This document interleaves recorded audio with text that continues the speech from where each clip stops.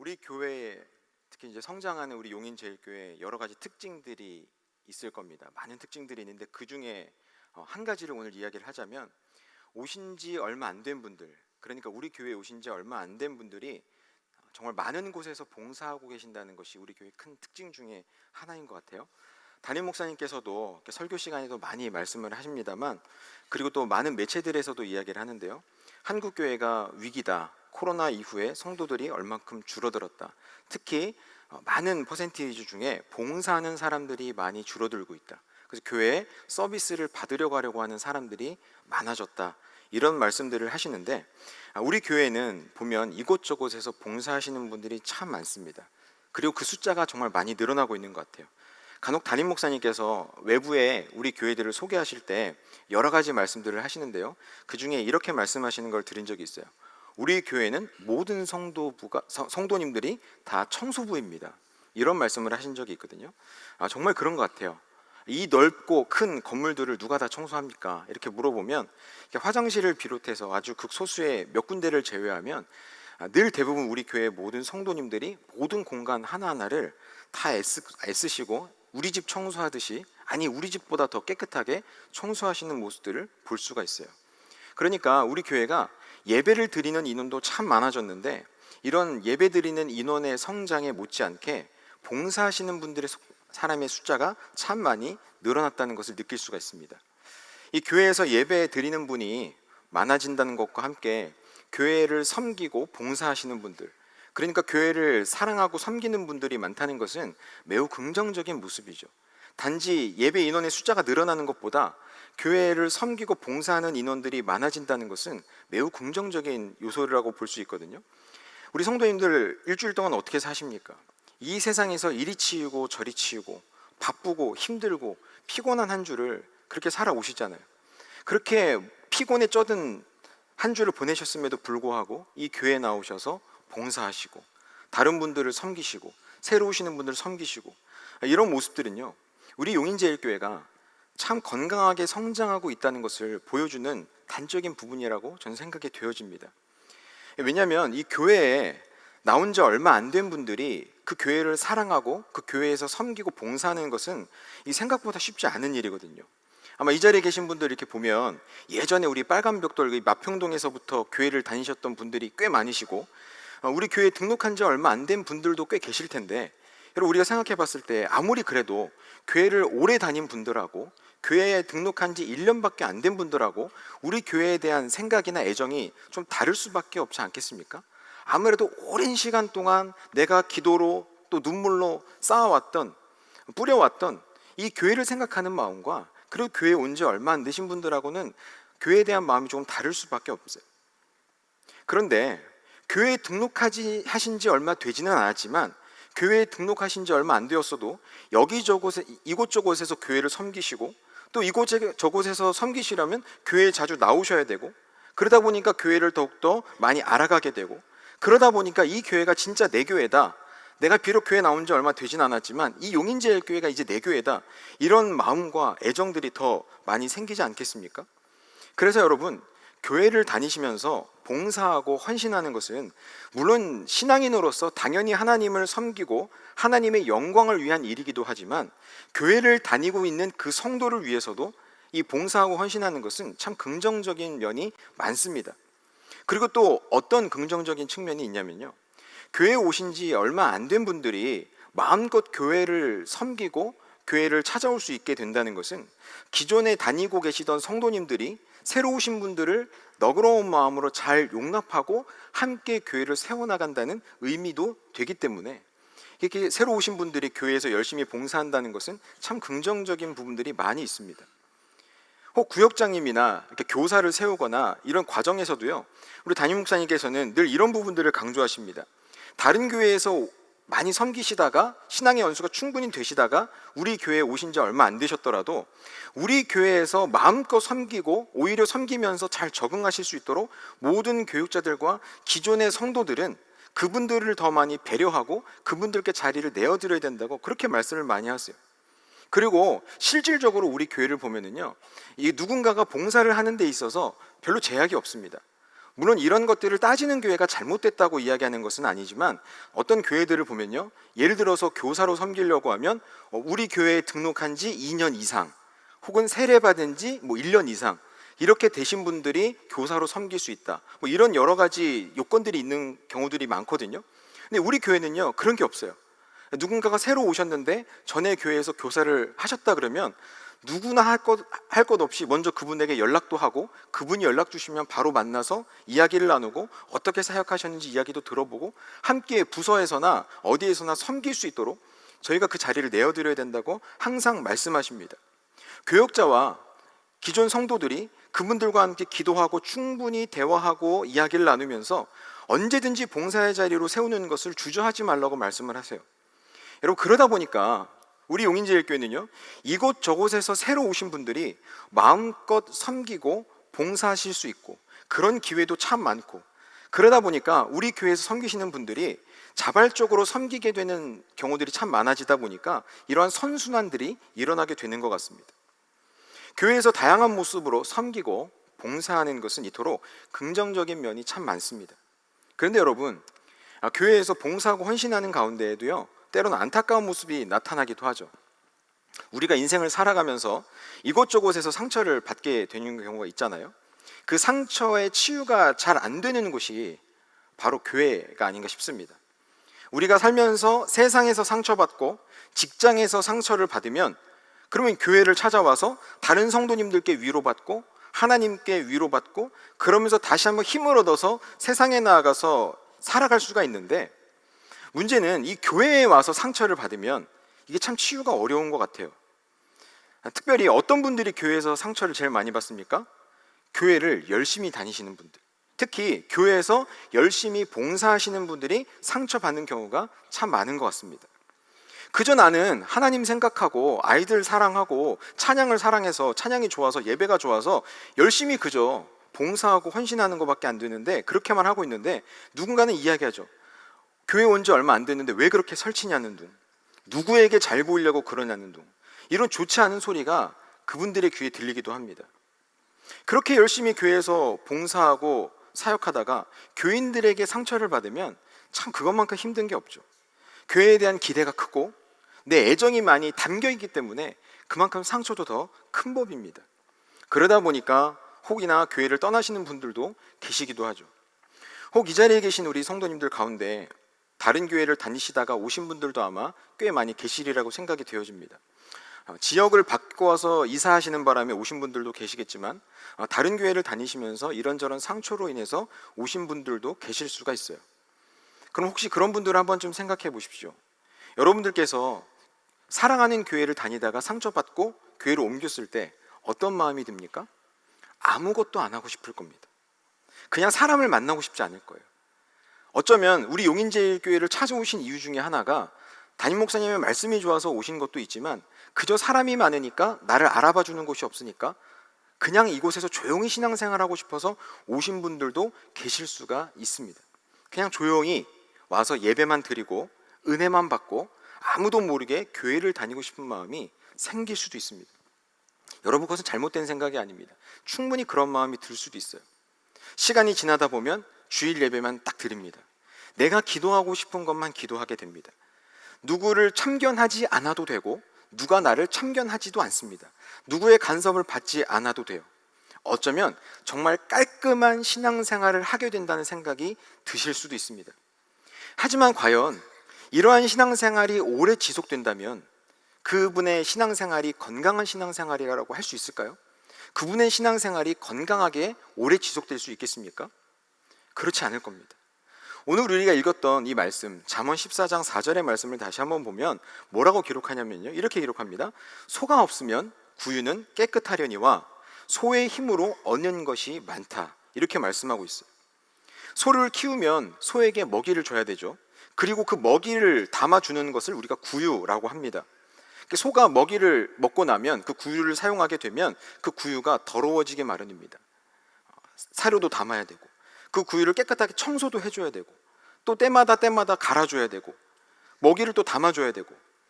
그런데 여러분, 만약에 소를 키우지 않는다면 어떻게 될까요? 먹이를 줄 필요도 없으니까 사용하지 않아도 되고 더러워질 일도 없습니다. 그 구유는 깨끗하겠죠. 청소할 필요도 없어요. 그냥 모양 그대로 다를 일도 없고요. 그냥 그대로 원모습 그대로 남아있게 될 겁니다. 하지만 성경에서는 이어서 뭐라고 말씀합니까? 그러나 소의 힘으로 얻는 것이 많다고 말씀합니다. 그러니까 소가 있음으로 인해서, 소가 먹이를 먹어야 됨으로 인해서 구유는 더러워질 수 있고 사용되어질 수 있고 청소해야 되는 수고로움이 있을 수 있고 먹이도 담아줘야 되고 계속해서 담아줘야 되는 수고로움이 있을 수 있지만, 그 수고로움보다 그 소로 인하여서 얻게 되는, 소의 힘으로 인하여서 얻게 되는 것이 더 많다는 말이죠. 쉽게 말하자면 잃는 것보다 얻는 것이 더 많다고 말씀하고 있어요. 여러분, 사람들은 그렇습니다. 인생을 살아가면서 실패하는 것을 두려워하는 분들이 참 많이 있는 것 같아요. 무언가 더러워지는 것을 힘들어하는 분들이 많이 있는 것 같아요. 하지만 여러분, 우리가 인생에서 실패하지 않는 삶을 사는 방법이 있습니다. 그 방법이 뭔지 아십니까? 아무것도 안 하면 됩니다. 아무것도 도전하지 않고 아무것도 하지 않으면 절대 실패하지 않습니다. 어떤 도전도 하지 않으면 됩니다. 어떤 도전도 하지 않고 아무것도 하지 않으면 결코 여러분들의 인생은 실패하지 않는 인생을 사실 수가 있습니다. 도전하는 사람은 어때요? 때로는 그 도전이 성공되어질 수도 있지만 그 도전이 실패하는 경우도 있어요. 그러니까 그 인생은 성공하는 인생도 될 수 있고 실패하는 인생도 될 수 있는데, 아무것도 하지 않는 인생은 성공도 하지 않을 수도 있지만 실패하지 않는 인생을 살아갈 수도 있습니다. 그 인생이 더럽혀질 일이 없다는 거예요. 이와 마찬가지로 한번 생각해 보자면요, 여러분, 넘어지지 않으려면 어떻게 하면 됩니까? 누워 있으면 됩니다. 그냥 앉아 있으면 돼요. 그러면 여러분 넘어질 일이 없어요. 하지만 여러분, 그 누워만 있는 사람은 어떤 삶을 살게 돼요? 넘어지지는 않을 수도 있지만 동시에 걸을 수도 없고요, 뛸 수도 없습니다. 혹 여러분, 우리 자녀들이 그 걸음마를 뗐을 때가 혹시 기억나십니까? 혹은 여러분 손자 손녀 중에 이제 막 걸음마를 뛰는 아기를 본 적이 있으십니까? 이 아가들이 한 걸음 한 걸음을 뗄 때 첫 걸음에 완벽하게 떼는 아기들은요, 세상 천지 없습니다. 아마 우리 예수님도 키가 자라고 지혜가 자랐지만 걸음마를 시작할 때는 넘어지셨던 적이 있을지도 몰라요. 어떤 아기들도 첫 걸음을 떼자마자 걷거나 달려가는 아기들은 없습니다. 이 아기들은요, 걸음마를 통해서 걷는 법을 배운다고 우리가 이야기하는데, 걷는 법을 배움과 동시에 넘어지는 법도 배우는 거예요.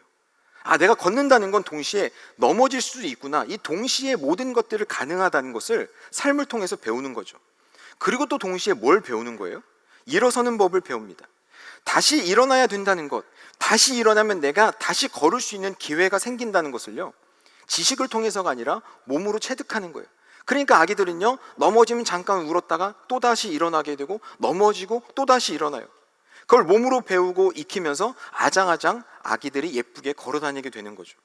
성도 여러분, 우리 교회 공동체도 마찬가지입니다. 하나님을 사랑하는 사람들이 모이고 예수님을 사랑하는 사람들이 모이고 예배를 사랑하는 사람들이 모이면 얼마나 아름답고 이상적인 모임입니까? 서로 성도가 성도를 사랑하고 서로를 세워주고 서로에게 칭찬하는 그런 교회, 늘 회복과 있고 치유만 있는 그런 교회가 된다면 참 좋겠지만, 우리가 인간적으로 예수 그리스도를 믿음으로 그리스도인이 되고 하나님의 자녀가 되는 동시에 새로운 피조물이 되었음에도 불구하고 여전히 죄성을 가진 우리 인간 아니겠어요? 그러다 보니까 이 교회라는 곳은 이상적인 것만 일어나지 않죠. 서로 생각이 다를 수도 있고, 생각이 다르다 보면 의견차가 생길 수도 있고요, 큰 소리가 오갈 수도 있어요. 상처를 주거나 상처를 받는 일도 일어날 수 있습니다. 사람이 모인 곳이라면 얼마든지 그런 일이 일어날 수 있어요. 그러다 보면 누군가는 이야기합니다. 어떻게 교회가 이럴 수 있어? 어떻게 교회가 사람을 이렇게 할 수 있어? 이렇게 생각하고 다른 교회를 찾아다니시는 분들도 있어요. 그렇다면 여러분, 세상에서 가장 완벽한 교회, 가장 완벽한 교회는 어디일까요, 과연? 여러분, 용인제일교회라고 생각하십니까? 혹시 여러분들, 아멘 나오셨는데요, 담임 목사님 기분 좋으시겠습니다. 우리 교회 완벽한 교회라고 그러는데요. 여러분, 우리가 교회를 찾아다니시면서 가장 완벽한 교회를 찾아다니시는 분들 계십니까? 우리 교회가 정말 완벽한 교회가 맞습니까? 여러분, 우리 교회는요, 저는 개인적으로 그렇게 생각합니다. 우리 교회는 참 좋은 교회입니다. 그리고 더 좋은 교회, 하나님께서 기뻐하시는 교회가 되기 위해 몸부림치는 교회는 맞지만 저는 우리 용인제일교회가 완벽한 교회라고 생각하지 않습니다. 그 이유는 뭐예요? 여전히 죄성을 가진 제가 있기 때문에 그렇습니다. 여전히 죄성을 가진 내가 있기 때문에 그래요. 좌우 앞뒤에 있는 다른 성도님들이 계셔서가 아니라 여전히 죄성을 가지고 죄와 싸우려고 몸부림치고 있는 내가 이 교회를 다니고 있기 때문에 이 용인제일교회는요 완벽한 교회가 될 수 없어요. 혹 어디에서 여러분들 완벽한 교회가 있다는 소문을 듣고 찾게 된다면 한 번쯤 꼭 생각해 보시기를 바랍니다. 나는 절대 그 교회는 가지 않겠다. 작정하셔야 돼요. 왜 그렇습니까? 내가 그 교회를 가는 순간 그 교회는요 완벽한 교회가 되지 않을 것이기 때문에 그렇습니다. 성도 여러분, 세상 어디에도요 완벽한 교회는 없습니다. 완벽한 사람도 없고 완벽한 교회도 없습니다. 그저 예수님을 조금이라도 더 닮기 위해서 몸부림치는 그런 변화가 되고 있는 제자들이 있을 뿐이지 완벽하게 변화된 사람은 없다는 거예요. 완벽한 사람이 없기 때문에 완벽한 교회도 있을 수가 없습니다. 그렇기 때문에 여러분, 우리가 이 교회에서 좀 더 깊게 들어가 신앙생활을 한다는 것, 조금 더 교회의 깊은 곳으로 들어가서 교회와 친밀해지고 그렇게 봉사하고 섬긴다는 것은요 우리에게 헌신이 요구되기도 하고 때로는요 잃는 것이 생길 수도 있다는 말입니다. 시간과 물질뿐만 아니라 우리의 감정적인 부분도 때로는 신앙에서의 상처도 받을 수 있다는 것을 내포하고 있습니다. 그러나 이것을 통해서 잃는 것보다는 도리어 공동체를 통해서 교회를 향한 사랑과 헌신을 통해서 우리가 얻는 것은 더욱더 많다는 것을 기억하실 수 있기를 바랍니다. 우리가 교회에서 이곳저곳에서 섬기시는 분들의 이야기를 들어보게 되면 이해되지 않는 말씀들을 하시는 분들이 있어요. 특별히 이제 교사를 예를 들자면요 이렇게 말씀을 하시는 분들이 계시죠. 본인의 시간도 물질도 그렇게 아낌없이 아이들에게 다 퍼주세요. 정말 쏟아부어 주세요. 그렇게 사랑을 주고 또 주시면서 교회를 나오는 아이들을 보면서 그렇게 그 아이들한테 고마워해요. 오늘 교회 나와줘서 너무 고마워. 그렇게 이야기하시는 분들이 계세요. 솔직히 여러분, 그 애들이 돈 한 푼 안 내고 나와서 먹기만 하잖아요. 자기들이 돈 내고 와서 음식을 사 먹는 거 아니잖아요. 그리고 교회 나와서 예수 믿고 천국 가면 누가 좋은 거예요? 그 애들이 좋은 거예요. 걔들이 구원받으니까 자기들이 좋은 것 아닙니까? 특별히 수련회를 안 간다고 하는 애들이 있으면요 선생님들이 그렇게 전화를 하고 협박을 하기도 하고 회유를 하기도 하고 그러다가도 안 되면 선생님이 회비 내줄게, 그렇게 해서라도 가자, 그렇게 해가면서까지 수련회를 데려가시려고 노력을 하세요. 그래서 그 아이가 수련회를 간다고 하잖아요. 수련회를 참여하는 그 아이보다 그 회비를 대신 내주는 선생님이 더 좋아했어요. 저한테 연락이 와요. 목사님 누구누구 수련회 간대요. 막 기뻐서 카톡을 보내세요. 여러분, 은혜의 자리로 가면, 수련회를 가게 되면 은혜를 받는 건 걔들이에요. 구원을 받는 것도 걔들입니다. 그런데 선생님들이 그렇게 왜 감사를 할까요? 왜 그렇게 고마워할까요? 이거 왜 그렇습니까? 내가 먼저 하나님께로부터 받은 그 사랑을 잊을 수 없고 섬기면서 그 자리에서 나에게 주신 그 하나님의 은혜를 알기 때문에 그렇게 헌신할 수밖에 없는 거예요. 오히려 나에게 사명을 주고 나를 사용하시고 나에게 은혜를 주신 그 하나님께 감사하면서 나를 사용하신 그 하나님께 감사가 절로 나오게 되는 거죠. 많은 것들을 쏟아부으면서도 그 안에서 얻게 되는 하나님의 평안과 하나님을 향한 그 기쁨이 우리 안에서 마음껏 샘솟게 된다는 거예요. 비록 힘들지만, 고생스럽지만 그런 삶을 살아가면서 우리의 삶 가운데 또 채우시고 역사하시는 그 하나님의 말씀이 그냥 책에 기록된 옛적 누군가의 말로, 글로, 문자로 끝나는 것이 아니라 진정 나의 삶 속에 살아 역사하시는 하나님의 말씀이 역사가 되고 그 말씀이 내 안에 들어오게 되고 내 삶이 하나님의 말씀으로 이끌어가게 되는, 매일매일의 하루하루의 삶이 하나님이 이끄시는 삶을 경험하게 되는 거죠. 진짜 내 삶의 주인 되신 그 하나님과 함께 만들어가는 인생이 나의 인생이 되는 겁니다. 그것으로 인해서 우리가 그 기쁨을 누리게 되니까 그렇게 퍼주고 퍼줘도 우리가 오히려 그 아이들한테 감사할 수 있게 되는 것 같아요. 이 자리에 있는 성도 여러분, 그렇다면 예수님의 구유는 어땠을까요? 우리 예수님의 구유는 깨끗하고 정결한 구유였을까요? 우리가 흔히 예수님을 그림을 그리게 되면 그렇게 형상화를 하게 되죠. 머리는 갈색의 곱슬머리에 흰 옷을 입으시고 빨간색 띠를 두르세요. 그리고 항상 어린 양 한 마리를 안고 계시죠. 제가 성경을 여러 번 보건대 못 찾아서 그런지 모르겠지만 우리 예수님이 과연 흰 옷을 입으셨는지 빨간 띠를 두르셨는지 양을 안고 다니셨는지는 제가 찾을 길은 없었습니다. 물론 그것은 의미를 부여하기 위해서죠. 정결한 하얀색과 보혈을 의미하는 빨간색을 덮고 어린 양인 우리를 보듬어 주시기 때문에 그 어린 양을 안고 계신 그 예수님을 우리가 그림으로 묘사를 해요. 하지만 여러분, 예수님의 옷은 그렇게 깨끗하지 않았을 겁니다. 예수님은 그렇게 깔끔하지 않으셨을 거예요. 예수님의 구유는 깨끗하지 않았을 거예요. 항상 예수님에게는 땀 냄새가 진동했을 겁니다. 발에는 발냄새가 많이 났었을 거예요. 옷에는 여기저기 때가 많이 묻어 있었을 겁니다. 얼굴도 꼬질꼬질 하셨을지도 몰라요. 예수님의 구유는요, 깨끗하지 않았을 거예요. 심지어 많은 사람들에게 침뱉음을 받으셨고, 고난받으셨고, 채찍에 맞으셨고, 종교 지도자들에게 늘 공격을 받으셨어요. 예수님의 구유는 하루도 한순간도 깨끗할 날이 없었을 겁니다. 그러나 여러분, 그 예수님의 그 열정과 헌신과 그 열심을 통해서 우리가 구원을 받고 우리가 그 천국을 누리고 있지 않습니까? 비록 예수님의 그 구유는 날마다 항상 깨끗하지 않았지만, 그로 인하여서 그 예수님의 사랑과 헌신과 열심으로 인하여서 그 힘을 통하여서 오늘날 우리가 구원을 받고 하나님을 사랑하는 마음으로 우리가 이 천국을 누릴 수가 있다는 사실입니다. 혹 이 자리에서 예배를 드리는 우리 성도님들 가운데 아직 우리 교회에 등록하지 않으셨거나 혹은 등록은 하시긴 하셨는데 아직 섬길 곳을 찾지 못하신 분들 계십니까? 제가 우리 청소년부 친구들 가운데 새로 오는 친구들하고 부모님하고 항상 통화를 하는데요, 부모님의 성함이 우리 교회에 없는 분들이 계세요. 꽤 많이 계시더라고요. 그러니까 우리 교회에 아직 등록을 안 하신 거죠. 본인들은 정작 등록을 안 하셨으면서 자녀들은 또 등록을 하세요. 충분히 이해가 돼요. 혹시 어떤 어려움이 있을 수도 있으니까요. 혹 이 자리에도 그런 상황 가운데 그래도 예배 자리를 지키기 위해 이 자리에 나오신 우리 성도님들 계십니까? 혹은 이전 교회에서 열심히 정말 충성 다해서 섬기고 봉사하시다가 오히려 상처를 받으셔서 힘들어하고 계시는 분들이 계십니까? 저는 우리 성도님들이 개개인이 얼마나 힘드신지, 얼마나 아프신지, 얼마나 많이 상처를 받았는지 100% 다 이해하지는 못합니다. 그러나 혹 예배드리고 기도하시는 가운데 하나님께서 우리 성도님들에게 그런 마음을 주신다면 용기를 내셔서 우리 용인제일교회 등록하실 수 있기를 바랍니다. 등록하실 뿐만 아니라 섬김의 자리로 한 걸음 더 나아오실 수 있기를 권면합니다. 이 섬김의 자리, 봉사의 자리는요, 분명 여러분들의 시간이나 물질이나 혹은 헌신을 요구하는 것은 맞습니다. 때로는요, 상처를 받으실 수도 있을지 몰라요. 그러나 그 상처를 치유하시고 다시 세우실 그 하나님의 은혜는 더 크고 놀랍다는 사실을 잊지 마시고 믿으시기를 바랍니다. 더불어 올해에도 새생명 전도축제가 진행되고 있죠. 여러분, 전도는 참 힘듭니다. 쉽지 않아요. 어려워요.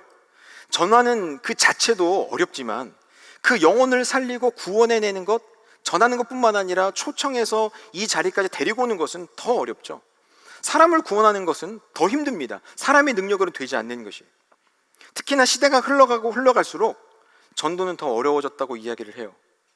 여러분, 전도를 하지 않는다면, 화요일 목요일 전도에 참여하지 않으신다면 우리들의 삶은 솔직히 그만큼 편해질 수 있습니다. 시간을 세이브할 수도 있고요, 요즘에 가뜩이나 일교차가 심한데 감기도 걸리지 않으실 수 있습니다. 때론 지나가는 사람들에게 복음을 전하다가 싫은 소리를 듣지 않으실 수도 있어요. 그러면 상처받을 일도 없겠죠. 말 그대로 우리들의 구유는 깨끗할 겁니다. 그러나 우리의 구유가 좀 더러워진다는 것을 알매도 불구하고 전도의 자리로 나아오신다면 이로 인해서 얻는 것은 더욱더 많다는 겁니다.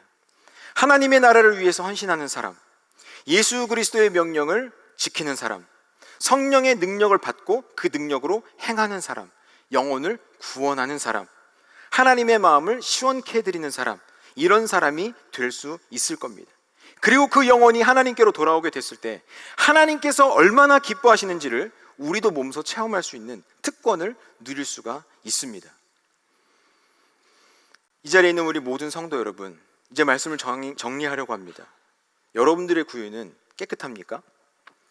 여러분들의 신앙은 상처 없이, 긁힘 없이, 오물 없이, 슬픔 없이 깨끗하고 온전한 구유를 갖고 계십니까?